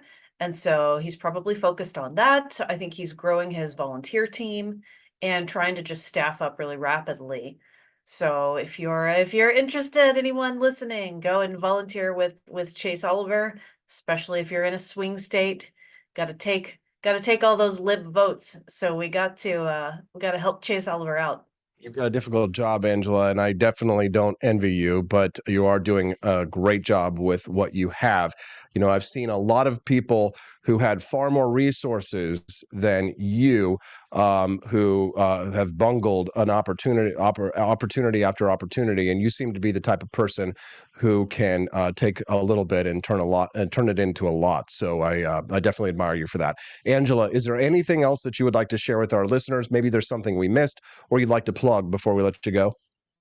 Sure. The Libertarian Party is going to be at Freedom Fest next month. Freedom Fest is an awesome event. It happens out in Las Vegas in the middle of July. So please check it out. We will have a main stage panel. We are going to be talking about defeating the deep state. Awesome. And do me a favor, say hi to Javier Milei when you're there for me, will you? Yes, absolutely. Have a great time, Angela. And we will see you again here next week for your regular Tuesday at 8:30 a.m. Central Time. Thanks for being so generous with your time. We appreciate you. Let's give her a round of applause. What do you guys think of Angela McArdle? Like I said, I think she's doing a lot with a little. And that's all you can ask of somebody in her position. It's going to be a great conversation later when I speak to Jenna Ellis on her show. The DeSantis people are very upset with me today. They are angry at AP for Liberty because, well, I like Vivek Ramaswamy and I like him a lot better than Ron DeSantis. I'm just going to say it. I don't care. Ron DeSantis has a long list of conservative accomplishments. Yes, and some of them were very bad. Just because it was a conservative accomplishment doesn't mean I'm going to like it, because what is conservative isn't often libertarian. And guess what? I believe in limited government, right? I don't believe in using government as a tool against your enemies. I believe in abolishing government agencies, not making them more powerful so that they can go be used against you when the Democrats eventually take over the government. There are some real philosophical, ideological differences, but I don't understand why DeSantis people are so butthurt about the possibility of Vivek Ramaswamy being VP. It's even a tiny infinitesimal possibility. It's not even like a huge possibility. It's like a small possibility, but it's like whack-a-mole. They're like, Vivek, no, right? What are you is it because he clowned you in the debates? That's probably what it is. Somebody shared me a video yesterday. It was a little GIF animation of I couldn't remember what the question was in the Republican debates, but Vivek was standing next to DeSantis and they asked to raise their hands for something, and Vivek raised his hand like bright and high and heavy, ready to go for answering the question exactly as he wanted to, raise his hand, and then DeSantis keeps his hand down, looks, sees Vivek, and then raises his hand like halfway. It's like, that's why I like Vivek, you know, just got to get some guts. And like Camelia was saying a little bit earlier in the show, I think DeSantis is happier where he's at, right? He's a good governor of Florida. Yeah, I've got some policy differences for him, but he's definitely got a lot of great things going for him. But the thing that I think is the biggest millstone around his neck are his retarded supporters. Good God, you guys. And it's like they why do I call them like Joy Behar types? I call them like the mix of Joy Behar and Liz Cheney. It's because if you criticize DeSantis, they're like, but Trump. It's like, shut the up. Can you not just like have a discussion about your guy and not have to bring up him? They're like, Austin, you sold out to MAGA long ago. And it's like, bro, I'm telling you what, I haven't sold out to MAGA yet. But if he does pick Vivek Ramaswamy, guess what? I'm putting on the MAGA hat. So you can criticize me then. But not yet. Because honestly, if he picks Marco Rubio, it's going to be like, ugh. Ugh. JD Vance would be like, okay. But if he picks Ben Carson, I want to be like, okay, you know, like maybe I'll put the MAGA hat on. We'll see. But if it's Vivek, I'm putting the MAGA hat on. And then you can criticize me. Austin, you're... But you know what? I criticized Trump on this show. I did a whole segment yesterday talking about how I thought that MAGA's base actually were mad at Donald Trump because he said something libertarian, which makes MAGA people, should make them mad at me. But they never get as angry at me when I criticize Trump as DeSantis people do when I criticize DeSantis. I think Trump broke you. I think you guys have got Joy Behar brain. I think you guys need to lighten up, loosen up, right? Have a little, have a Snickers. Okay, you're hungry, DeSantis people. We'll see you, DeSantis people, and my people on the Jenna Ellis Show this morning at 10:40 a.m. Central Time here on Rumble. And of course, I'll see you right back here bright and early tomorrow morning at 7 a.m. Central on the Wake Up America Show. Enjoy the bonus content. You unlocked it. See you guys tomorrow here on the Wake Up America Show at wakeupAmericaShow.com. Wake Up America Show looks at lesser-known wars that shaped the United States into what we are today. Let's consider the Spanish-American War. The Spanish-American War of 1898 was a pivotal conflict between the United States and Spain, marking the end of Spanish colonial rule in the Americas. The war's origins lay in the Cuban struggle for independence from Spain, which had begun in February 1895. Spain's harsh measures to suppress the Cuban rebellion were widely publicized in the U.S., thanks to sensational newspapers practicing yellow journalism. Yellow journalism, characterized by eye-catching headlines and exaggeration, played a key role in stirring American sympathy for the Cuban rebels. The demand for U.S. intervention surged following the mysterious sinking of the USS Maine in Havana Harbor, which had been there to protect American citizens and property. To this day, it is believed to be a possibility that it was a false flag event blamed on Spain in order to spark the conflict. On April 9th, Spain declared an armistice and initiated a new program to grant Cuba limited self-government. Despite this, the U.S. Congress declared Cuba's right to independence and authorized President McKinley to use force to secure Spain's withdrawal. Spain declared war on the United States on April 24th, and the U.S. followed suit the next day, retroactive to April 21st. The war saw a significant imbalance, with Spain unprepared for a conflict against the militarily formidable United States. On May 1st, Commodore George Dewey led a U.S. naval squadron into Manila Bay, destroying the Spanish fleet in just 2 hours. American forces suffered minimal casualties, whereas Spanish losses were substantial, and Manila was occupied by U.S. troops by August. In Cuba, the Spanish fleet under ADM, Pascual Cervera, was trapped in Santiago Harbor and faced advancing U.S. troops. On July 3rd, Cervera attempted to escape, but his fleet was decimated by U.S. gunfire, leading to Santiago's surrender on July 17th. The Treaty of Paris, signed on December 10, 1898, ended the war and saw Spain renounce claims to Cuba and cede Guam, Puerto Rico, and the Philippines to the U.S. Philippine insurgents, who had fought Spanish rule, soon turned against their new American occupiers, leading to the Philippine-American War. This conflict lasted from 1899 to 1902, costing far more American lives than the Spanish-American War itself. The war marked a crucial turning point. Spain redirected its focus inward, sparking a cultural and economic renaissance. For the United States, the war heralded its emergence as a global power with overseas territories and a significant role in international politics.